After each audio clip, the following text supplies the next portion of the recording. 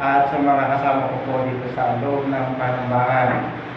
Ito po yung unang linggo na kami po ay nagbukas ng tahanan. Bagamat kami po ay nagsisimula muna po sa gradual na proseso, pero kinagagala ko po na makasama po yung ilang kapatiran natin dito sa church. By and by, bawat Sunday, hanggang sa tayo po ay maging MGCQ sa kalooban ng Panginoon, ay unti-unti po na inaasahan po natin yung excitement na mga kapatiran natin ay muli natin makakapiling sa ating pagsamba. So sa umaga pong ito ay isa pong napakahalaga na paksa ang aking nais dalhin sa ating kalagitnaan at nawa ito po ay hindi lamang po maging pagpapala sa atin, kundi magbigay po ng linaw, magbigay din po ito ng isang sagradong paalala upang sa ganun ay ma-appreciate po natin at talaga pong atin pong isa sa puso yung biyaya ng kaligtasan na ating nakamit. So sasabitin ko lang po yung ating pinakapaksa o ang title ng ating message. Simple lang po sa wikang English, forever saved. Forever saved. Ligtas magpakailanman. So ito po yung hahamuin ko po sa dalawang talata. Sa una po ay sa aklat ng Juan, chapter 10, 28 at 29. Ako na lamang po ang babasa. At sa ating mga kapatid at sa mga nakapanood ay inyo pong tularan ang mga taga-Berea na inyo pong sasaksihan ang talata po sa unang Thessalonica chapter 1 verses 1 to 10. So nais ko pong ulitin, ang ating pong pagbabasihan ay ang aklat ng Juan o John chapter 10 verse 28 at 29.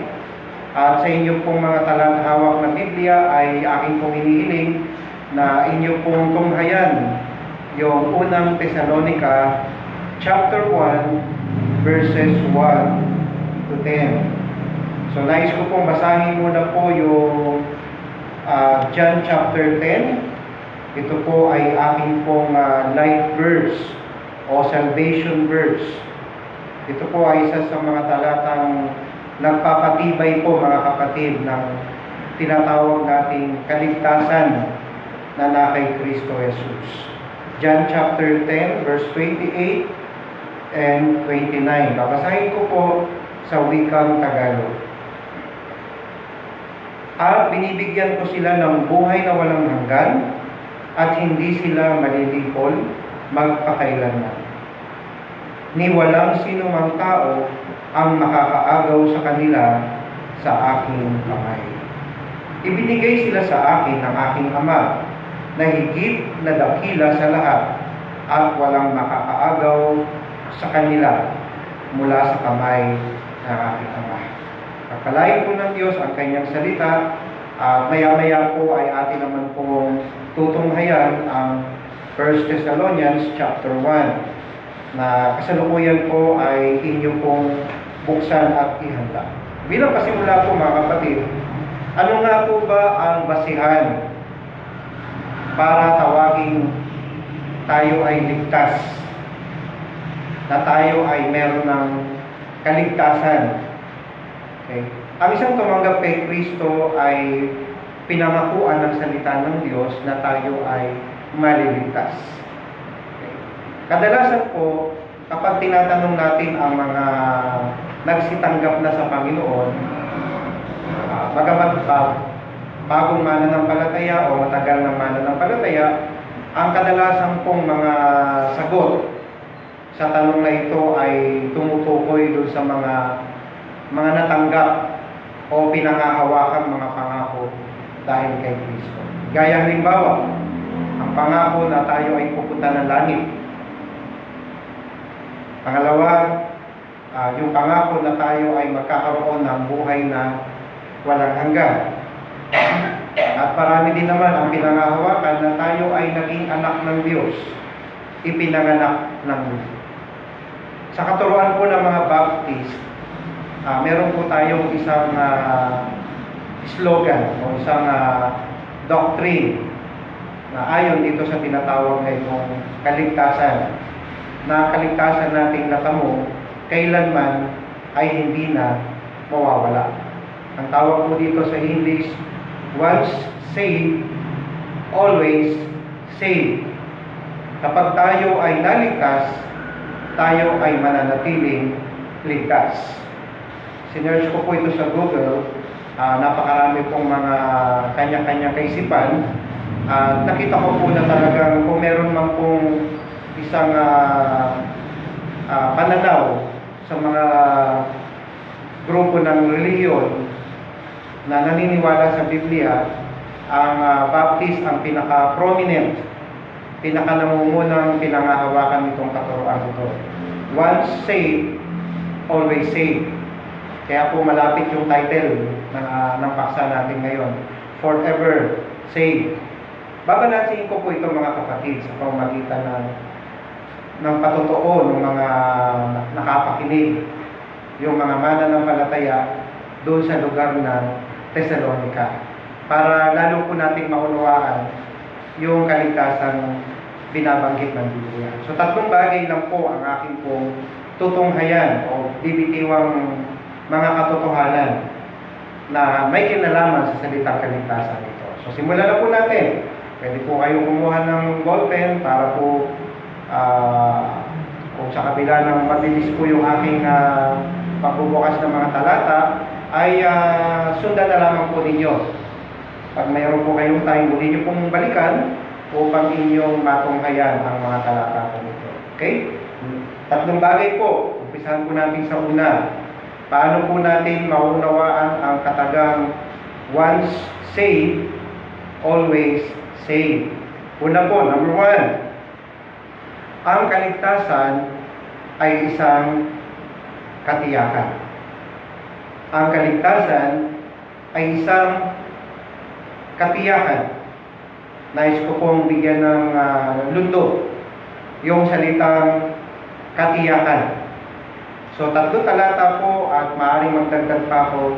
Gaya po ng ating binasa kanina sa John chapter 10, verse 28. Ito po ay napakalinaw po mga kapatid na sinabi na tayo po pagdating sa kaligtasan ay meron po tayong katiyakan, kasiguruhan. Sorry lang percent, sasabihin ko po sa inyo, hindi po 90%, hindi po 95%, hindi rin po 100%, 101%. Sumobra pa.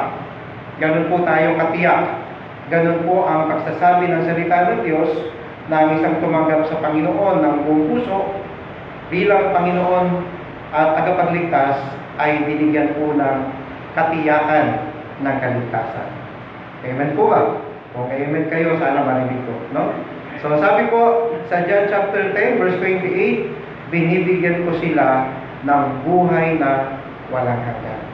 Una po natin makikita sa talata nito. Parang smiling face ako. Maganda, masaya habang tayo nag-aaral na salita ng Diyos. No? Yung salitang buhay na walang hanggan. Okay? Siyempre, kailan nakangiti ako eh. Meron tayong buhay na walang hanggan. Amen? Amen. Narinig ko, marami yata na sa mga nanonood. Okay? Ibig sabihin po dito mga kapatid, ang katiyakan ng kaligtasan ay hindi kayang sukatin ang panahon. Hindi siya magwawakas. Mananatili siya magpakailanman. So ang kaligtasan natin ay hanggang sa kabilang buhay ay mananatiling nasa sa atin. Mabulok na ang ating katawan, pero nandoon pa. Dito sa mundo, wala tayong makikita ng anumang bagay, tao man, bagay, na may tuturing natin na hindi pupupas. O masasabi natin walang hanggan. Lahat, pumupupas, nasisira, naluluba. Pero ang pagdating sa kamay ng Panginoon na ibibigay sa atin, ito yung mga bagay na walang hanggan. At ang pinakasimula ay yung pagkakaroon ng katiyakan ng kaligtasan. Pwede po isulat. Number 1, hindi po siya magwawakas. Wala po siyang katapusan. Pangalawa, hindi po siya mawawalan ng bisa. Ang katiyakan ng kaligtasan ay hindi po mawawalan ng bisa. Hindi po kayang alisin, hindi po kayang palitan, hindi po pwedeng mawala ng epekto, kundi ito ay mananatiling may bisa, may kapangyarihan, tinatakan. Kaya nga po naroon yung salitang hindi sila malilipol magpakailanman. Ito po isang salitang Tagalog na narinig ko yung salitang malilipol. Yung pagdating sa mga gera, yung mga sundalo, kapag lamang ang kalaban, malilipol sila, mauubos sila. Pero sa Bible po, malilipol o mapapahamak.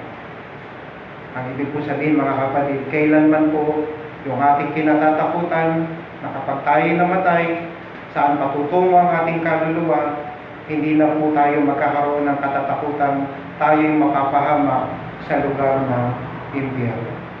Nang dagat-dagatang apoy, ang kaligtasan po natin ay permanenteng nasa sa atin. At hindi na po mawawala ang katiyakan ng kaligtasan. Ulitin ko po, hindi po siya mawawalan ng isa. Sana po'y nasusundan ninyo ako, no? Ang ating pong unang punto, ito ay katiyakan. Ang unang pong paliwanag po natin mula sa John chapter 10, ito po ay hindi magwawakas. Pangalawa, hindi po mawawalan ng isa. Binanggit din po sa isang talata, John chapter 5, verse 24, na tayo daw ay lumipat na sa buhay mula sa kamatayan. Wala pong expiration. Hindi po mag-expire ang ating kaligtasan. Isa pa po sa nakakatuwa, nakakabless sa salita ng Diyos, yung sinabi po ng Efeso chapter 1 verse 13. At hinahango ko po yung mga salita na nakapaloob doon. Ang sabi po ng Efeso, Kabanata 1, talatang 13, tayo po ay tinatakan ng banal na Espiritu. Ibig sabihin, pag-aari na tayo ng Panginoon. Hindi tayo pwedeng maagaw ni Satan sa kamay ng Panginoon. At nakamarka na tayo. Yung ating pangalan ay nakatala sa aklat ng buhay. Amen? Ay, ganun. Dapat talaga. Amen? Nakamarka na yung ating pangalan doon sa talaan ng buhay. Nandun na tayo. Papasahin ng Panginoon na doon. Minsan nga nung sa Luke chapter 10, nung mangaral yung 70 alagad ng Panginoon, pagbalik nila, talaga namang ipinagmamalaki nila sa Panginoon yung nagawa nilang paglilingkod. Sila'y nagpagaling, nagawa nilang buhayin yung mga patay, mga inaalihan ng diablo ay napalayas nila. Alam nyo, bagamat talagang tuwan-tuwa ang Panginoon, meron siya isang sinambit. Sabi niya, higit kayong magalak, hindi sa inyong mga nagawa, kundi ang inyong pangalan ay nakasulat sa aklat ng buhay. Okay? So, pangatlo po, sa ilalim po ng tinatawag nating katiyakan, hindi siya magwawakas. Pangatlo, hindi po siya maaagaw. Hindi po siya maaagaw. Sino po yung siya? Ilagay natin yung pangalan. Hindi maaagaw si Brother William. Hindi maaagaw si Brother Alvin. Hindi maaagaw ang aking gabiyak. Hindi maaagaw si Brother Ariel kahit siya ay medyo bumibigat na. Hindi maaagaw si Brother Allen.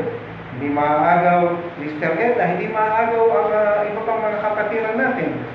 Kapag ikaw ay nasa Panginoon na, hawak ka ng ating Panginoon. Walang anuman o walang sino mang makapangyarihan sa mundong ito o sa kabilang mundo ang makakaagaw sa atin sa kamay ng Panginoon. So nakakatatlo na ako. Doon pa lang po sa verse 28 ay tatlo na pong katotohanan yung nagbibigay ng katiyakan sa atin na mapangahawakan natin. At binibigyan ko sila ng buhay na walang hanggan, hindi sila malilipol magpakailanman, walang sino mang tao o kahit sino man ang makakaagaw sa kanila sa aking kamay. Sa 29, sinabi rin doon, walang makakaagaw sa kanila mula sa kamay ng aking Ama. Nasa kamay tayo ng Panginoong Jesucristo, nasa kamay tayo ng Diyos Ama. Tayo po ay hinawakan ng dalawang kamay. Kamay ng Panginoong Jesucristo at kamay ng ating Diyos Ama. Isa pa po sa naalala kong talata na maaari niyo po isulat at muling basahin, yung sa Roma chapter 8, verse 38 and 39, na sinabi doon na walang makapaghihiwalay sa atin sa pag-ibig ng Diyos. Nothing can separate us from the love. Ang kaligtasan po ito, kaya po ito'y matuturing na katiyakan, ay meron po siyang kabilaang daan, kabilaang pangako. Una, ang pangako ng Diyos. Sa Diyos manggagaling ang seguridad. Siya ang nagbibigay sa atin ng security. Security, napag-uusapan security. Diba napatunayan natin sa panahon ng COVID? Ang security natin wala sa trabaho. Sa ilang buwan, maraming nawala ng trabaho. Yung mga negosyo nagsara, tumigil. Yung iba ay natatakot lumabas. Lumalabas lang dahil sa staff. Nagdidikitan, pero natatakot lumabas ng bahay. Natatakot dumikit sa tao. Natatakot pumunta sa Maynila. Yung lahat ng security natin sa mundo ito ay biglang nawala. Pinatutunayan lang po ng crisis na ito na ang tanging security ng ating buhay nasa kamay ng ating Panginoon. So ang kaligtasan ay isang security na Diyos lamang ang makapagbibigay. Hindi po kayang ibigay ng anumang reliyon ang security na kapag tayo ay sumapi sa kanilang samahan, ay tayo ay maliligtas. Kailanman po hindi tinuro ng Biblia na ang kaligtasan ay nasa reliyon. So ang security natin nasa kamay ng Panginoon. Muli po ninyong balik-balikan yung talatang yun. Nasa kamay ng Panginoong Jesucristo, nasa kamay ng Diyos Ama. Hindi po ito nasa kamay ng sinumang nagkiklaim na pinuno ng relihiyon na siya ang daan ng kaligtasan, nasa kanyang grupo, nasa kamay ng Panginoon. Pastor, ano naman po ang ating parte? Bakit po two-way? Kumbaga sa kalsada, bakit dalawa? Ang Panginoon sa kanya ang security, tayo naman sa atin yung assurance. Assurance. Kung ang Panginoon ay nangako, pero ikaw naman ay hindi naniniwala sa kanyang pangako, hindi rin magiging kompleto. Mangangako ang Diyos, hindi mo naman paniniwalaan. So, ang Panginoon ay nagsabi, may security. Tayo naman ay ating panghawakan na meron talagang assurance. Sa ating magaling ang assurance.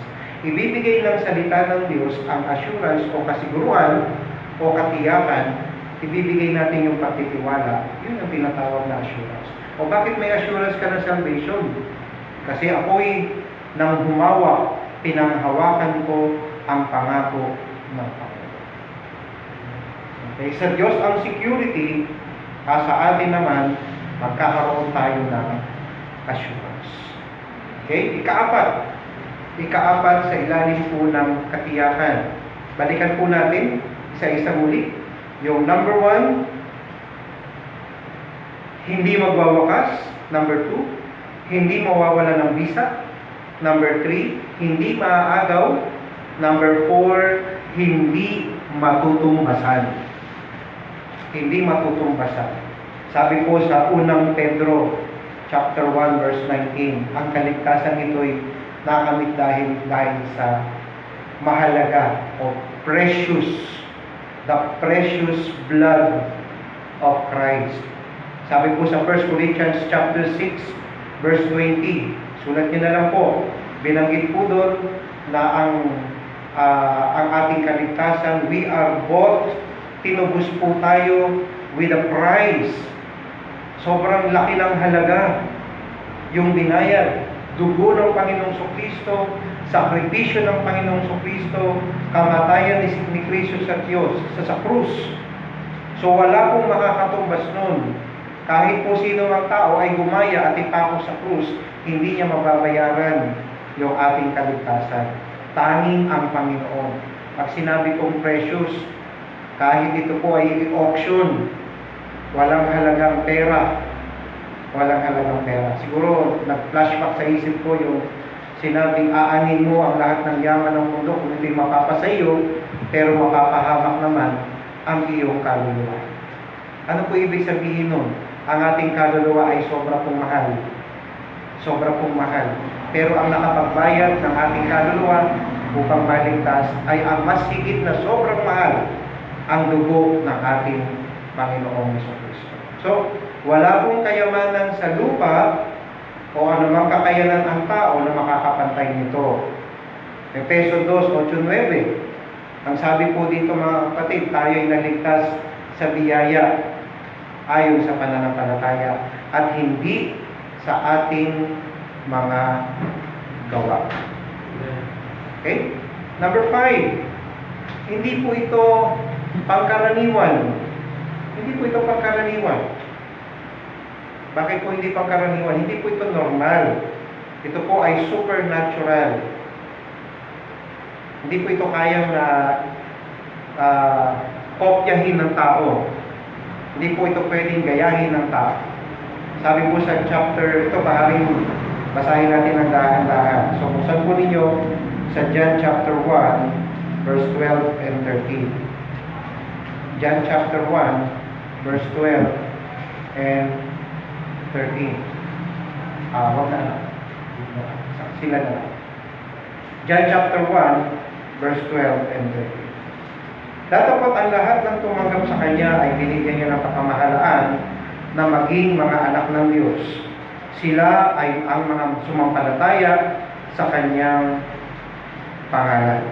13.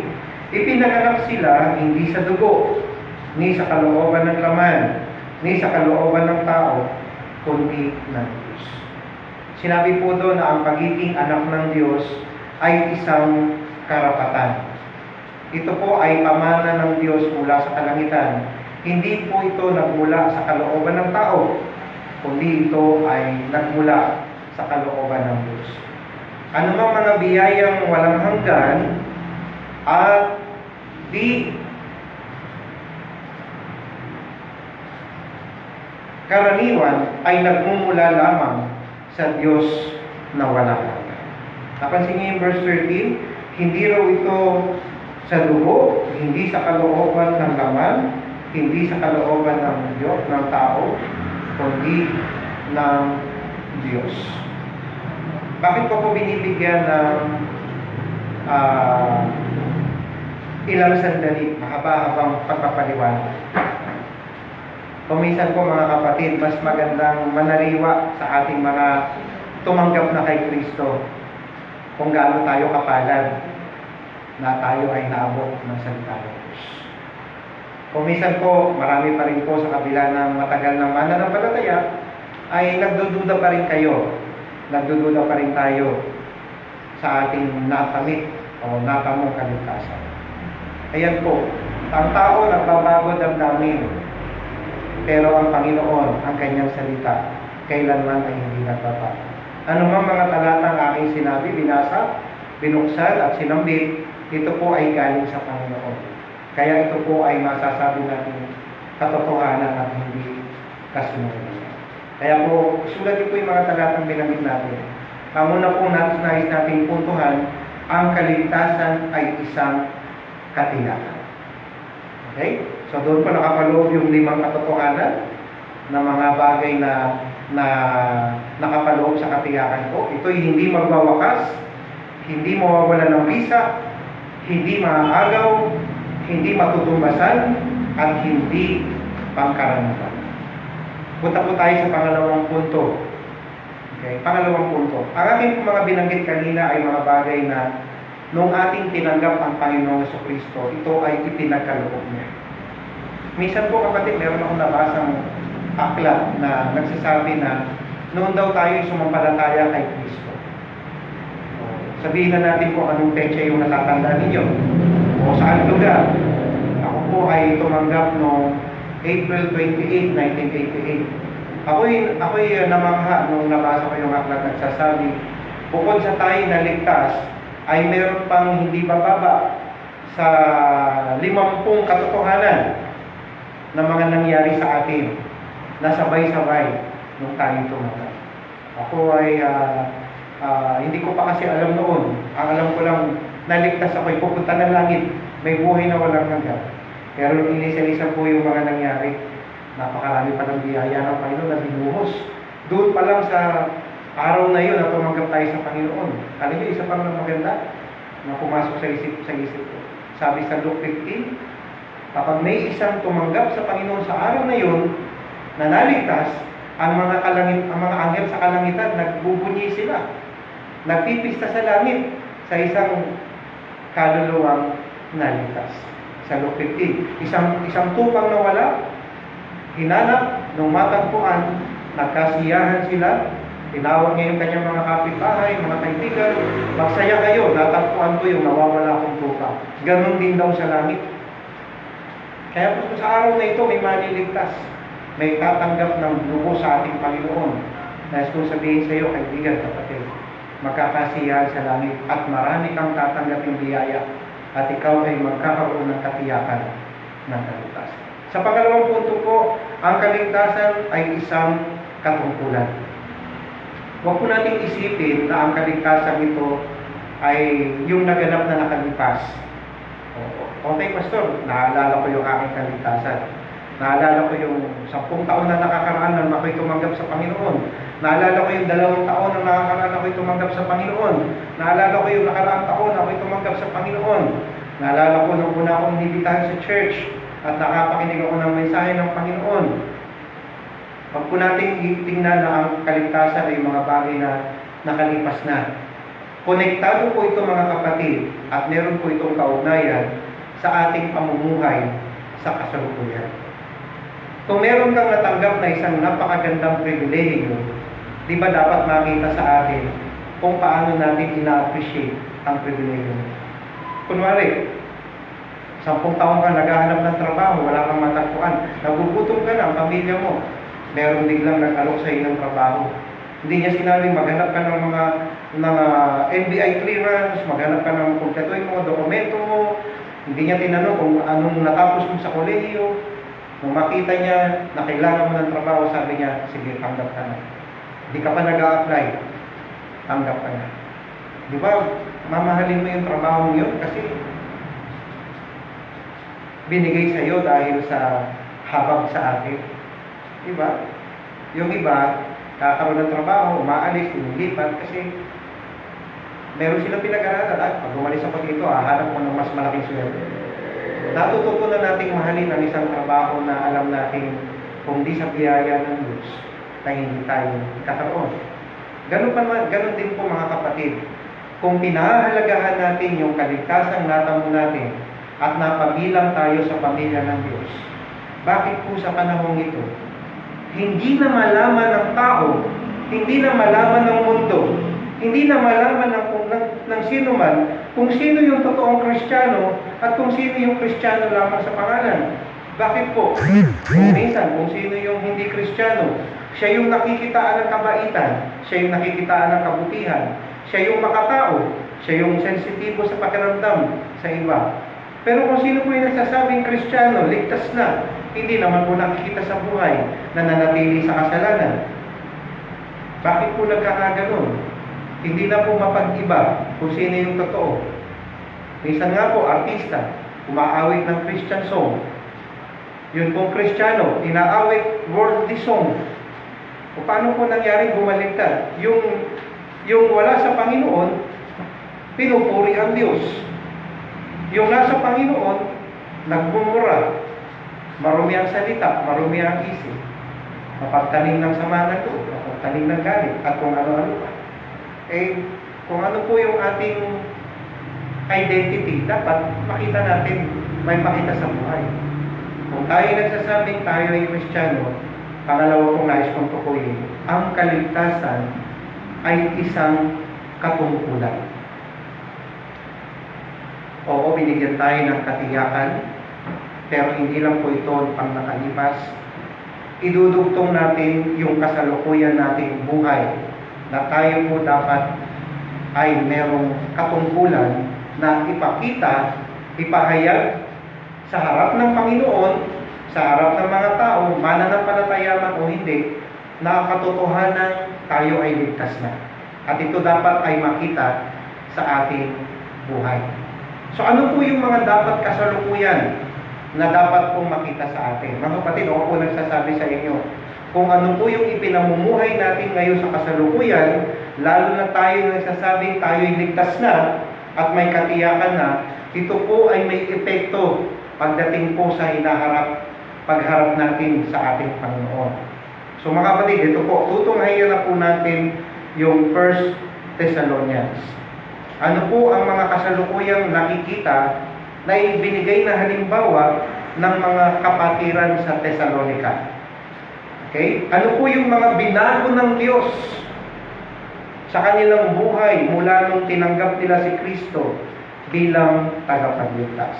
Una po, talaktawan ko lang muna po yung verse 3. Punta po tayo sa verse 4 o 5. Verse 4 o 5.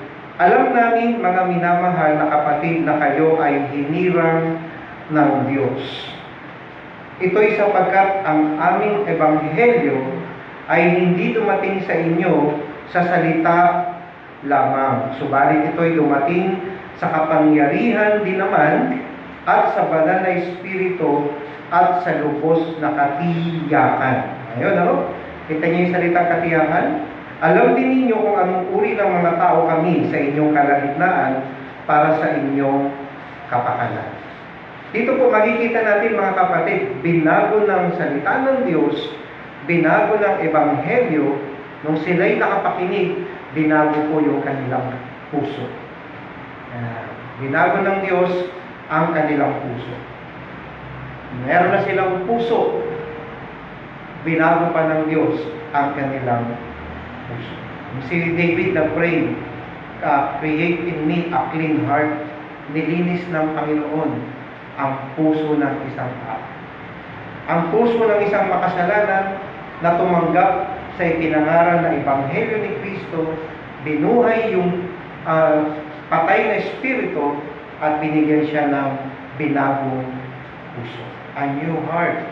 Alam niyo po, kung prophecy pag-uusapan, ang new heart ay sinabi na po ni Propeta Jeremiah na pagdating ng araw, sabi niya, ito'y isang bagong tipan na ipinangako ng Panginoon, bibigyan ko kayo ng bagong puso. A new heart.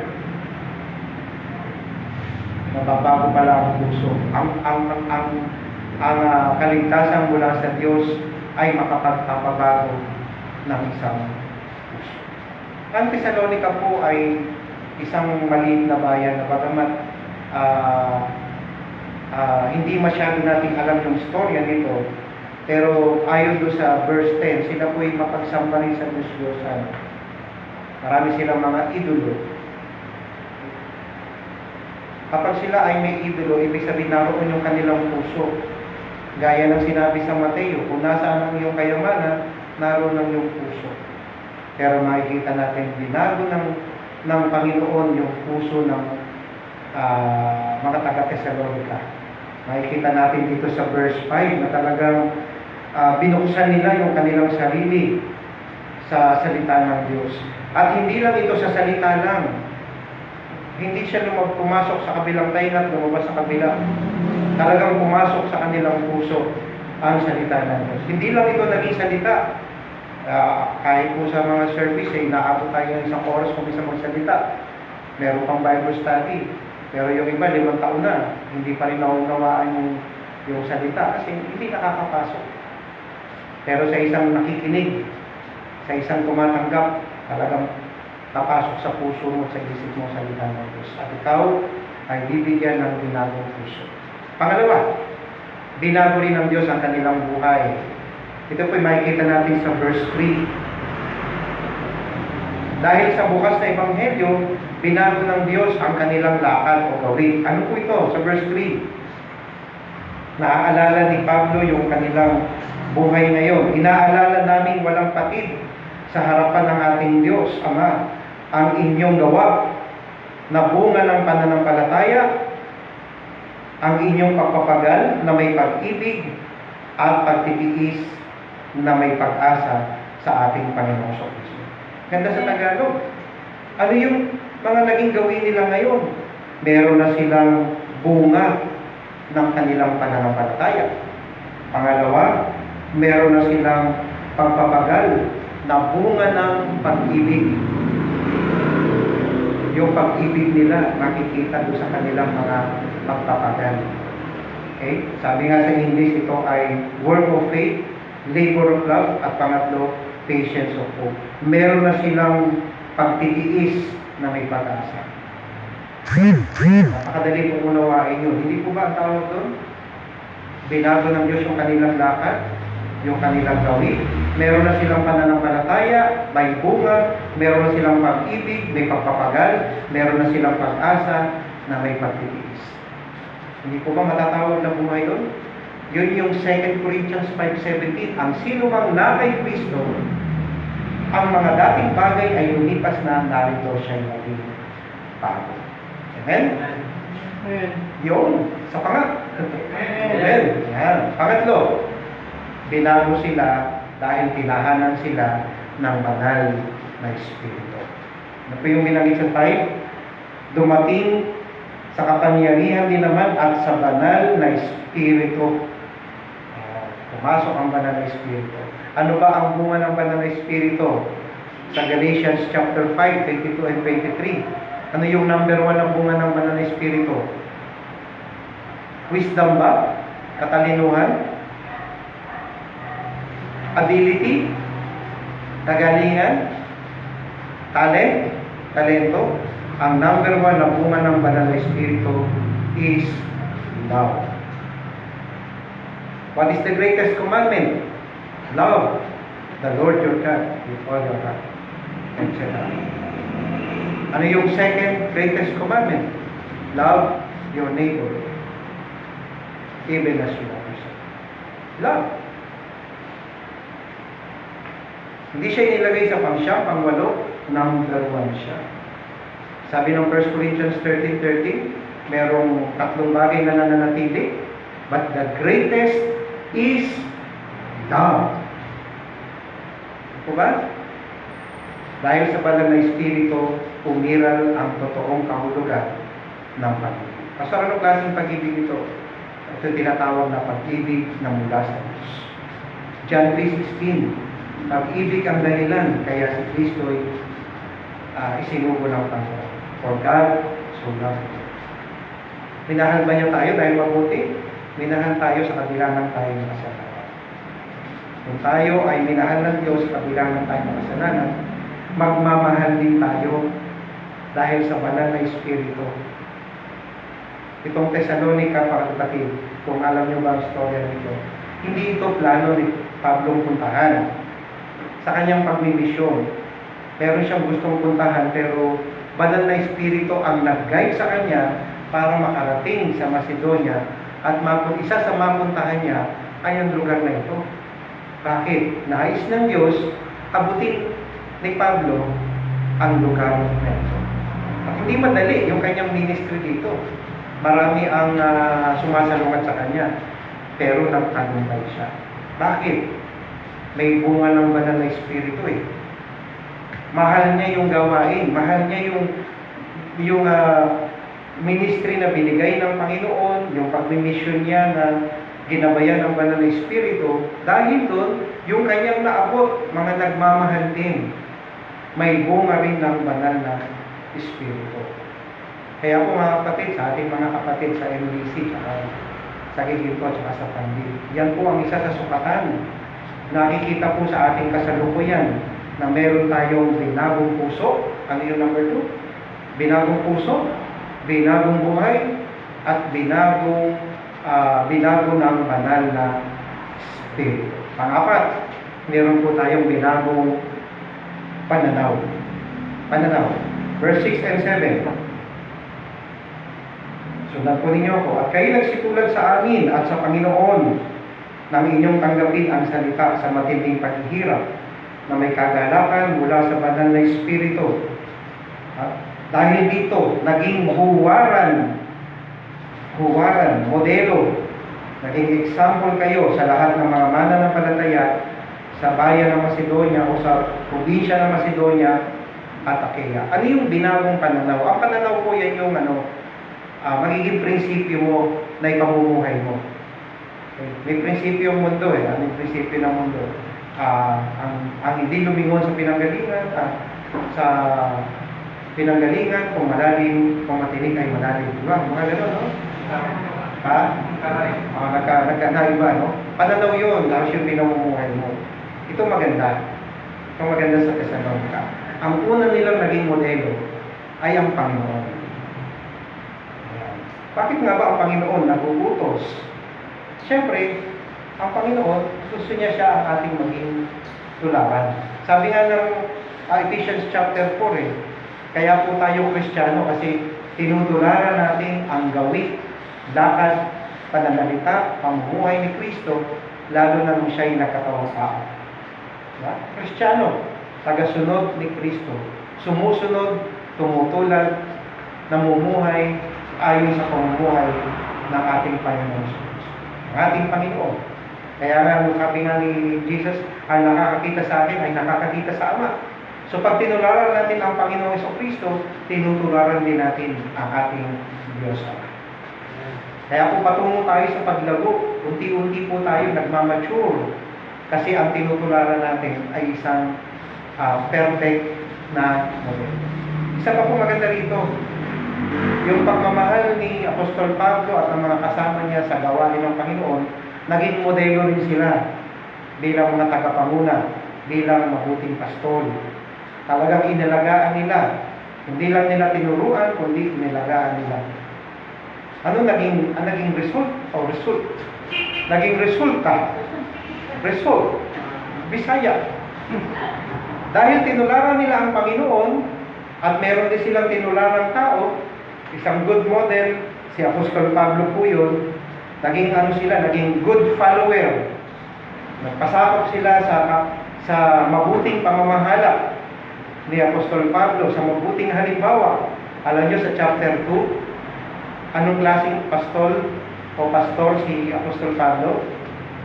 Isa po siyang gentle father and a nursing mother. Ano po yun? Pinagsama ni Pablo yung ugali o pangangalaga ng isang ama at pangangalaga ng isang ina. Kaya po dapat ang pastor, kasama din ang pastor sa Mother's Day. O kasi may katangian din ang pastor na katangian na kinuha sa mga ina. Kasama rin ang pastor sa Father's Day. Tapos meron pang Pastor's Day, 3 award. Sa isang taon meron pa. Pagka may conference pa, mas lalong maganda. Eh di buwan-buwan may biyaya rin pastor. Diba? Kasi maganda yung sistemang pinairal ni Pablo nung tinayo. Una sabi niya, ang una niyong tutularan, ang Panginoon. Babasahin niyo ang salita ng Diyos, susundin ninyo, gawin niyong role model sa buhay niyo, ang Panginoon. Siya naman, hindi niya sinabi, gayahin niyo ako, ipinakita niya sa gawa. Kaya naman, naghahanap sila ng tutularan, ng modelo. Dati ang kanilang tinutularan ay yung mga nagpapairal ng mga Diyos-Diyosan noon at kung sino-sino mga tao. Ngayon, ang tinularan nila ay ang kanilang pastor. Nakuha nila yung magagandang ugali ni Apostol Pablo. Ngayon, dahil sa kanilang paglago, nung sumunod, sila naman yung naging role model. Yung mga bagong mananampalataya, sila naman yung na-influensya nila. Lumago sila sa Panginoon, lumago sa pangangalaga ng pastor, abay naging mabuti naman din silang halimbawa at tinutularan ng mga kapwa mananampalataya. Kapag ang isang church ay ganun, kahit anong dumating na pagsubok, hindi yan mawawasak. Bakit? Maraming role model. Una ang Panginoon, ang pastor, at ang mga malalagong mananampalataya. Di po ba? Saan po nanggaling yun? May binago kasing pananaw eh. Ang pananaw po, magiging tagasunod ka muna. Magiging follower ka. And then someday, you will be a leader. A good follower can become a good leader. Luke chapter 16, ang matapat sa maliit, pagkakatiwalaan ng Diyos kasi magiging matapat pagdating sa malaki. Ganun po yun. Ang proseso ng Diyos, susunod ka muna sa maliliit. Alam ng mga bata yan. Mga unang mga tinuturo sa kanila. Simula ng bata sila, paano nila liligpitin yung kanilang mga gamit, paano nila ililigpit yung kanilang mga damit, pagdating dito, gagaling ng mga anak ko. Ngayon, pagdating nito mga panahon na ito, meron na marunong magluto, marunong na mag-drive, bukas makalawa, baka marunong na ito mga magkumpuni, magtatayo ng sariling bahay. Kanila labor, sila foreman at lahat-lahat. Ay, ibig sabihin, ang paglago, unti-unti. Hindi mo namamalayan, mga kapatid, minamasdan na pala yung buhay mo, tinitignan na nila, ginagaya nila. Kasi bakit? Kasi nakikita nila si Kristo sa buhay mo. Mga kapatid, sa mga nakikinig, kung meron man akong gustong maalala ninyo ngayon, sana ito. Kung makakalimutan yung mga unang nasabi ko ulit. Tayo po ba, mga kapatid, magiging good influence po ba tayo? O bad influence tayo? Nakikita po ba sa kasalukuyan na talagang totoong ligtas tayo dahil meron tayong binagong buhay, binagong gawin? Meron ba ng Espiritu na bubuhay sa atin ng pag-ibig? At meron tayong bagong pananaw? O yung dati pa rin yung pananaw natin, bahala ako sa buhay ko, wala akong meron sa iyo. Ang totoong Kristiyano, pagdating ng araw, blessing kasi ba? Pagdating ng araw sa church, pag dinakit ang pangalan mo, ay, pag binagit mo yung pangalan yan, sakit ng ulo ko dyan. O sasabihin ng isang kapatid, nasa pastor o ng sino man, pag binagit ang pangalan mo, ay, blessing niyang kapatid na yan sa kanyang church. Blessing niyang kapatid na yan sa kanyang iglesia. Blessing siya sa kanyang kapatid, blessing siya sa kanyang pamilya, blessing siya sa kanyang trabaho, blessing siya sa school, blessing siya sa church, blessing siya sa kanyang pastor, blessing siya sa lahat, blessing siya sa Panginoon. Amen? Amen. Panlima. Meron ba panlima? Yun, meron. Binago yung kanilang pagsamba. Sabi sa verse 9, iniwanan nila ang pagsamba sa Diyos-Diyosan at sumamba sila sa tunay at sa buhay na Diyos. Yan. Siyempre, pag tama ang iyong doktrina, makikita dapat yung tamang pamumuhay. Huwag tayo magmamalaki na tama ang doktrina natin kung hindi naman tama ang pagsamba natin. Diba? Kung may kinikilala tayong Panginoon, kaya nga tinanggap mo si Kristo bilang tagapagligtas at bilang Panginoon. Siya na yung Panginoon mo. Hindi na yung mga libangan mo na nauubos ang iyong oras, mobile games. Ang Panginoon mo ngayon ay walang iba kundi ang tunay at buhay ng Diyos. Anong sinusunod mo? Yung commandment number 1. Pang-anim, meron kang binagong pag-asa. Tumitingin ka na ngayon hindi sa mga bagay na pangkasalukuyan, kundi sa mga bagay sa hinaharap. Kapatid, anong hinihintay natin? Ano nyo ang COVID? Pinakikita lang po niyan. Hindi po yung tingnan natin yung kasalukuyan. May pangako ang Diyos na pag-asa. Na balang araw, mabubuhay tayo sa kabilang mundo, sa kabilang kalagayan, at mabubuhay tayo doon magpakailangan. Ito pong tahanan natin dito sa lupa. Pansamantala lang yan. Hindi tayo tumitingin sa mga bagay na nakikita. Ang tinitingnan na natin ngayon, pinangahawakan natin yung mga bagay na hindi nakikita. Tingnan niyo po yung Filipos 3:21. Filipos 3:21.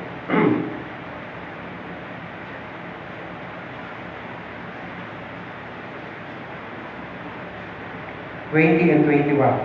Sapagkat ang ating pagkamamamayan ay nasa langit, na mula roon ay hinihintay naman natin ang tagapagligtas, ang Panginoong Hesukristo. Siya ang magbabago ng ating abang katawan upang maging katulad ng kanyang maluwalhating katawan, ayon sa paggawa ng kanyang kapangyarihan na magpapasakop ng lahat ng bagay sa kanya. Magiging katulad ng kanyang maluwalhating katawan. Glorious body. Sensya na po, medyo nalilate, no? Glorious body. Ano pong pangako ng Panginoon pagdating na araw? Naligtas na ang kaluluwa mo, meron tayong binagong pag-asa, yung ating katawan babaguhin ng Panginoon, at magiging glorious body, binago ng Panginoon. Sabi sa 1 John 3, pagharap natin to sa Panginoon, makikita natin siya sapagkat magiging tulad tayo ng ating Panginoon. Resurrected body. So, ang dami ko pong nabanggit mga kapatid, pero isa po aking punto. Ang kaligtasan ay isang katiyakan. Pangalawa, ang kaligtasan ay isang katungkulan. Meron po tayong dapat patotoo tulad ng Thessalonica.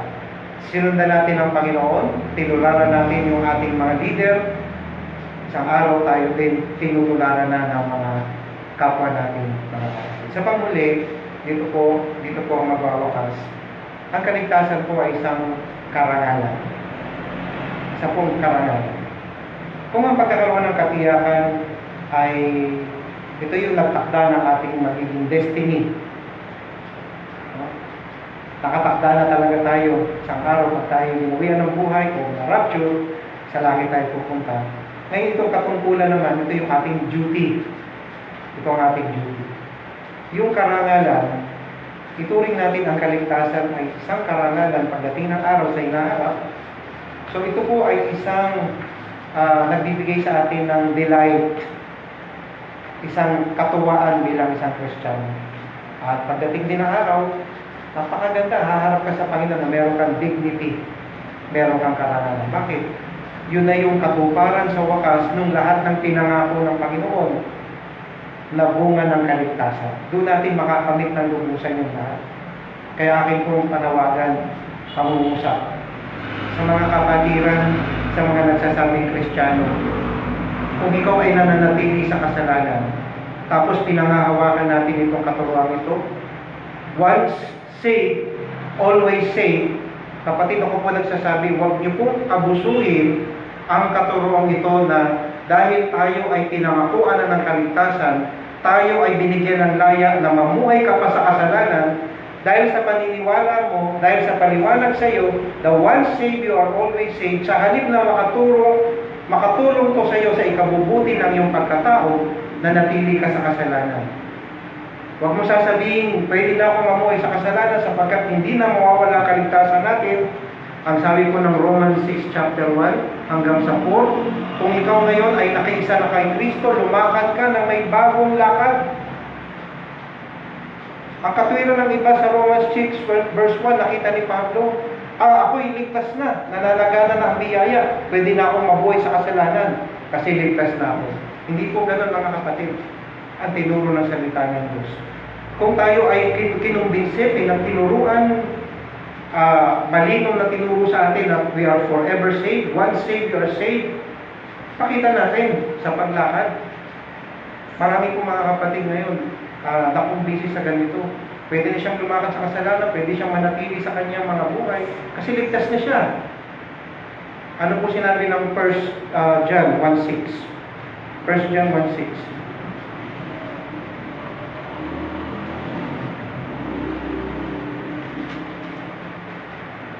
Kung sinasabi natin tayo'y may pakikipag-isa sa Kanya, ngunit lumalakad naman sa kadiliman, nagsisinungaling tayo at hindi natin ginagawa ang katotohanan.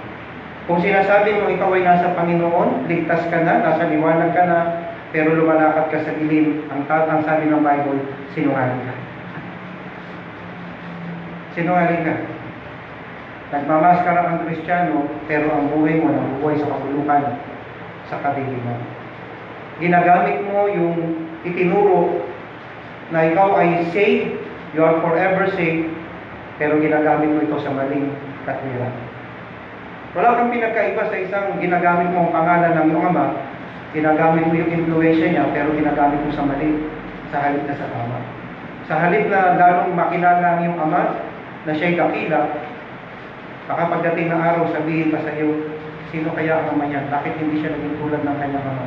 Kung gaano kabuti yung kanyang ama, bakit siya? Ganun siya nabuhay. Malayo-malayo siya sa ugali ng kanyang ama. Malayo-malayo siya sa ugali ng kanyang magulang.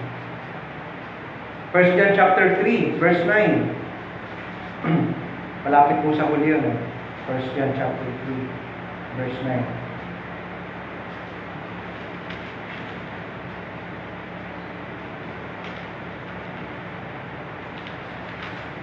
Okay? Ang sino mang pinanganak mula sa Diyos ay hindi nagpapatuloy sa kasalanan, sapagkat ang kanyang binhi ay nanatili sa kanya at hindi siya maaaring magkasala sapagkat siya'y pinanganak mula sa Diyos. Ang linaw po. Kung gusto nyo, burahin nyo itong verse 9 para manatili kayo sa kasalanan. Pero sabi, kapag ikaw ay tunay na born again, ipinanganak ng muli, hindi ka na magpapatuloy sa kasalanan. Pangalawa, may panawagan po ako doon sa mga tumalikod na sa Panginoon. Nakakalungkot po, napakaraming mananampalataya, active noon. Ngayon, wala na sa church. Pero pag tinanong mo sila, sasabihin, ligtas pa naman ako. Kahit wala na ako sa church, nasa Panginoon pa rin ako. Kung tumalikod ka sa Panginoon at sinasabi mo ikaw ay ligtas pa rin. At pinaniniwalaan mo sa kabila nun, hindi nawawala ang iyong kaligtasan. Nais kong basahin po itong talatang ito. John chapter 6, verse 64. Basahin mo ito, paggulay-gulayan mo. Kakaisipin mo maigi ang iyong sinasabi, ang iyong pinaniniwalaan. Oo, wala na ako sa church, hindi na ako nakikinig ng salita ng Diyos. Nabubuhay na ako sa kasalanan, bumalik ako sa kasalanan, tumalikod ako sa Panginoon. Nanlamig ako, natisod ako lahat. Gamitin mo na lahat ng excuse mo. Tumalikod ka, sasabihin mong ligtas ka. Pwede mo bang sabihin, anak ako ng aking ama, pero wala ka naman doon sa bahay, lumayas ka na. Pwede mo sabihin, anak pa rin ako ng tatay ko, pero lumayas ako. Ano sabi ng John 6:64? Subalit mayroong ilang sa inyo na hindi sumampalataya, pagkat alam ni Jesus nang simula pa kung sino sila na hindi sumasampalataya at kung sino ang nagkakanulo sa Kanya.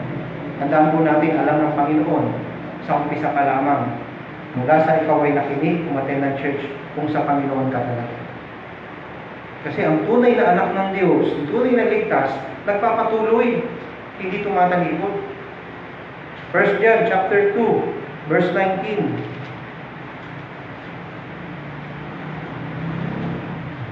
Humiwalay sila sa atin, subalit hindi sila kabilang sa atin, sapagkat kung talagang kabilang sila sa atin, nananatili sana silang kasama natin. Ngunit umalis sila upang mahayag na silang lahat ay hindi kabilang sa atin. Kapag ikaw ay tumalikod, nag-backslide ka, nadala ka ng sanlibutan, sinabi mo naging abala ka sa trabaho, nawala ka ng time ng Sunday, pakasuriin mo ang iyong sarili. Pakasuriin natin ang ating sarili kung talagang ligtas tayo. Yung una, kung ikaw ay nananatili sa kasalanan, ipinagmamalaki mo pang ikaw ay saved, once saved, forever saved, pakasuriin mo itong mga talatang sinasabi ko sa iyo. Pangatlo, sa mga nagmamalaki sa kanyang ginawa. Marami pong Kristiyano ngayon pinagmamalaki sa harapan ng Panginoon. Ako'y active sa church, marami akong binibigay, marami akong ginagawa, marami akong paglilingkod. Matatandaan po niyo yung sinabi ng Matthew 7:21. Hindi lahat na nagsasabi sa akin, Panginoon. Ano po ibig sabihin doon? Maraming magsasabi, Panginoon, nagpagaling ako sa pangalan mo. Nangaral ako sa pangalan mo, nagpropesiya ako sa pangalan mo. Pagharap sa Panginoon, sabi ng Panginoon, hindi kita kilala. Ang tagal-tagal mo na sa church. Sa probinsya pa lang, member ka na ng church. Pagdating dito, naging member ka ng church, lumipat ka ng church, lumaki ka sa church. Maaaring magulang mo ay active sa church, ang ninuno mo ay sa church. Hindi garantiya yun na ikaw ay kasama sa piling ng Panginoon. Paano kung sasabihin mo, ang dami kong ginawa sa church, may posisyon nga ako sa church eh. Pakasurihin natin yung ating puso, yung ating attitude. Ito ba yung kaligtasan? Pagharap ko sa Panginoon, pagmamalaki natin itong mga nagawa. Isang biyaya po, isang pribileyo na tayo ay napagilang sa pamilya ng Diyos. Hindi dahil sa ating mga ginawa. Dahil kahit kailan, kahit sa dinami-dami ng gagawin natin, 20 years, 30 years bilang Christian, hindi natin kayang bayaran ang nagawa ng Panginoon sa atin. Kaya po mga kapatid, may ginawa pa tayo o wala, biyaya pa rin yung kaligtasan natin. Kaya hindi po natin pwede pagmalaki yung ating mga nagawa. Kapasin niyo po mga kapatid yung aming pagkakasabi. Tinalakay ko yung ating nakalipas, yung pagtanggap natin. Oo, may katiyakan tayo. tinala ko yung ating pangkasalukuyan para tingnan yung ating mga ginagawa ngayon, pinamumuhay ngayon. Pero binigyan ko rin ng pansin yung isang araw na haharap tayo sa Panginoon. Isang karangalan ba? Nahaharap tayo sa Panginoon? O isang kahihiyan na mahihiya tayo, we will be ashamed kapag humarap tayo sa Panginoon. Tapos nalaman natin na wala pala tayong tatanggaping anumang mana, anumang reward, anumang korona, dahil nanatili lang tayong anak, nabuhay tayo sa kasalanan, pagharap sa Kanya, kaiingitan natin ang ating mga kasama na kay rami-raming tinanggap, tapos tayo, ang dalalang natin ating sarili, punong-puno ng kahihiyan, punong-puno ng lungkot, punong-puno ng hinapis sapagkat wala kang nagawa sa Panginoon, ni hindi na ipagmalaki ang Panginoon sa buhay mo, ni hindi nakita ang Panginoon sa buhay mo, ni hindi mo pinanghawakan yung kaligtasan mo, hindi nakita yung katiyakan sa iyo, hindi nakita yung katungkulan sa iyo, hindi ka tatanggap ng karangalan mula sa ating Panginoon. Sa pagwawakas, meron po isang salaysay. Meron po isang ama na meron 3 anak. Yung pong panganay ay naging black sheep. Suwail, pasaway, naiiba, may masamang ugali. Ito pong panganay na anak, kalibasa po siya panganay, lagi niyang pinagmamalaki sa kanyang mga kaibigan, sa kanyang barkada, yung kanyang pamilya, kanyang ama, yung kanilang mga yaman. Pero hayag na hayag yung kanyang ugali sa kanyang pamilya, sa kanyang mga kapitbahay, kung gaano siya katigas ng ulo, kung gaano katigas ang kanyang puso, na talagang naiiba yung kanyang pag-uugali doon sa mga kapatid niya. Naiiba sa 2 kapatid, naiiba ang kanyang ugali, hindi kayang may kumpara sa kanyang ama, hindi kayang may kumpara sa kanyang ina. Pero lagi niyang ipinagmamalaki na siya ay anak ng kinikilalang ama. Kilalang ama sa kanyang komunidad. Pagdating po ng araw, nung ipinagkakaloob na yung mga pamana sa 3 magkakapatid, proud na proud siya sa kanyang sarili na bilang panganay ay tatanggap siya ng mas malaking mana. Pero nagulat siya, pagdating ng araw, wala siyang tinanggap. Tumanggap ng saganang biyaya yung pangalawa at yung pangatlo. Pero siya, ni isang kusing, wala siyang mana na tinanggap. Ito pong salaysay na ito ay isang pagpapaalala na ang kaligtasang ating natanggap ay hindi natin pwedeng tignan ayon sa ating naging posisyon. Meron po itong nakapaloob na prinsipyo na pamumuhay. At meron po itong pangako na pamana sa huling araw kung gaganapin natin ang kalooban ng Diyos. Baka po mga kapatid, marami nagsasabing, tupa ako. Pero ikaw pala yung naging black sheep sa pamilya ng Diyos. Isa kang pasaway, isa kang suwain, isa kang rebelde, isa kang namumuhay ng baluktot, pero pinagmamalaki mo ang iyong pamilya. Ipinagmamalaki mo na ikaw ay Kristiyano. Pinagmamalaki mo, ipinagyayabro mo sa iyong mga kaibigan na ikaw ay isa kang Baptist, isa kang Christian, isa kang born again. Pero kitang-kita, hayag na hayag, pinag-uusapan ka ng lihim. Sinasabing, kung yan ay totoong Kristiyano, bakit ganyan ang kanyang buhay? Bakit parang mas malala pa siya kaysa sa aming mga hindi dumadang? Tinitignan yung buhay natin. Tinitignan. Ano mangyayari? Hindi sapat na sabihin natin ako ay isang sheep, isang tupa. Kung ikaw ay black sheep, kung tayo ay black sheep, pagharap natin sa Panginoon, wala tayong tatanggapin man. Wala tayong tatanggapin biyaya, wala tayong tatanggapin reward, wala tayong magtatanggapin trofeo. Kaya po, huwag natin gamitin sa data sa maling paraan ang once saved, always saved. Gamitin natin ito sa tama. Makita sa ating buhay, sa ating nakalipas na tayo may katiyakan, makita sa ating katungkulan, na ginaganap natin sa ating buhay na talagang binago tayo, at pangatlo, tayo ay tatanggap ng karangalan. Kaligtasan may karangalan. Tayo ay manalangin. Tayo ay lumuko, tayo ay luliit. Dakila namin Diyos, maraming salamat sa iyong mga salita. Hayag po yung katotohanan na sambit, punong-puno ng katotohanan, na wadakilang Diyos, alimang bahagi nito ay meron pong naitanim sa puso namin, sa nakikinig, sa mga kasama, sa mga kapatiran. At tunay po, Ama, na matutupad po yung sinabi niyo, wala ni isang salita ninyo na malalaglag sa lupa na hindi magbubunga ang tumila po. Kilang Diyos, ipinagkakaloob ko po sa inyo na kayo mangungusap sa bawat isa sa ating mga kapatid. Ito po ay isang panawagan. Kung ang Diyos ay nangungusap sa inyo, isuko po ninyo yung buhay sa Panginoon. Kung ang mensahe ito ay dadaman nyo para sa inyo, isuko ninyo yung sarili sa Panginoon. At kung itong mensaheng ito ay nagbigay sa inyo ng pagkatibay sa inyong kaligtasan at pinakita sa inyo ng Panginoon na hindi ka na dapat magduda, isuko nyo yung sarili sa Panginoon. Maraming salamat, Panginoon, sa inyong salita. Ibinabalik po namin lahat ng kapulihan sa pangalan ni Kristo Jesus. Amen. Thank you po, mga kapatid. At muli, magandang tanghali. Binabati ko po yung mga kapatiran sa MBC Living Talk at MBC Pandi. At pati na rin po mga kapatiran na nakikinig po sa atin. God bless you.